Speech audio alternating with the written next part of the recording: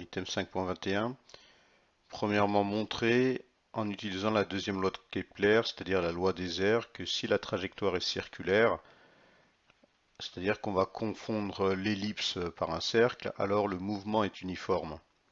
C'est-à-dire que la vitesse elle est constante. CD du schéma et de la formule sur l'aire d'un triangle. Alors deuxième question, représenter le graphique donnant l'évolution de la vitesse en fonction du temps. Alors voilà ma trajectoire circulaire. Je rappelle que le cercle est un cas particulier de l'ellipse, hein. Donc si je suppose que la trajectoire est circulaire, ça sous-entend que euh, les deux foyers se confondent avec le centre du cercle.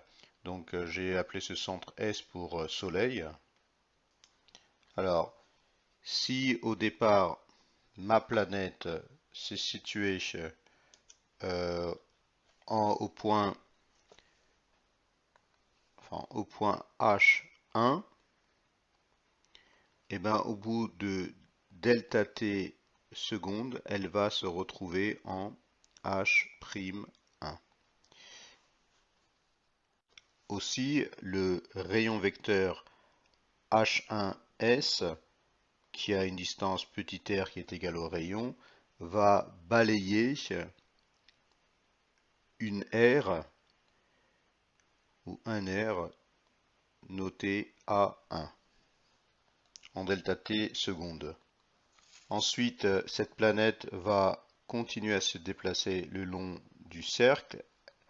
Elle va se trouver en H2 et au bout de toujours delta t secondes, elle va se retrouver un peu plus tard en H'2.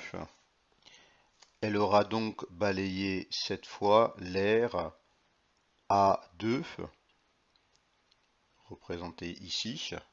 Alors que me dit la deuxième loi de Kepler? La deuxième loi de Kepler me dit que justement ces deux aires-là sont égales.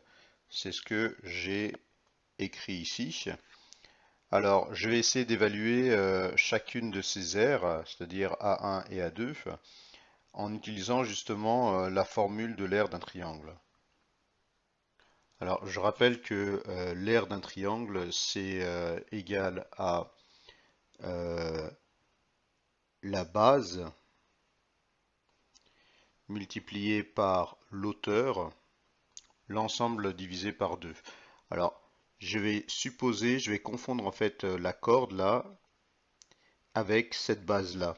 C'est-à-dire que je vais dire que A1 est environ égal à H1, H'1, qui est donc la base, multiplié par cette distance-là, qui est égale en fait au rayon. Donc, ce rayon, voilà, donc R. Alors, sur ma correction, je l'ai appelé petit h, hein, cette hauteur. Donc je vais garder cette convention, mais c'est rien d'autre que c'est en fait l'air, le rayon, pardon, le rayon, voilà. Donc divisé par 2. La deuxième loi de Kepler me dit que cette R est égale à A2, donc on fait exactement, on applique la même formule, on a donc l'aire d'un triangle qui est égal à la base, c'est-à-dire H2, H'2, multiplié par cette hauteur-là, qui est égale au rayon, d'accord, l'ensemble divisé par 2. Voilà.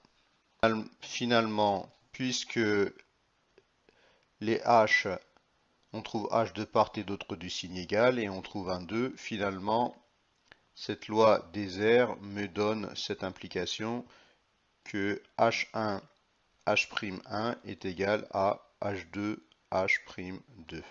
Alors tout cela, en fait, je l'ai écrit à ce niveau-là. Voilà, c'est un peu plus propre.